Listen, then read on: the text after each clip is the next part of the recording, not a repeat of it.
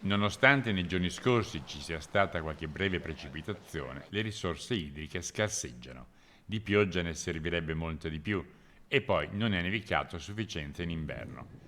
Il livello dell'acqua nei bacini idrici scende e preoccupa per esempio il lago di Santa Croce. Il livello del lago al momento è salito leggermente negli ultimi giorni grazie alle precipitazioni e grazie al fatto che con la sollecitazione che abbiamo fatto insieme con i sindaci di Sospirolo e di Pieve e di Cadore siamo riusciti a fermare il prelievo di acqua. Comunque il lago è ancora basso, sentendo i vari operatori turistici che lavorano nel lago di Santa Croce mi dicono che qualche turista c'è ancora, che qualche turista è tornato, ma la situazione sicuramente è peggiore rispetto a quella dell'anno scorso. Per fortuna non per tutti i laghi è così.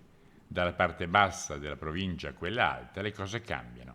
Ad Alleghe, per esempio, lo specchio creatosi nel XVIII secolo per una frana che costò decine di vittime si fa ammirare in tutta la sua bellezza.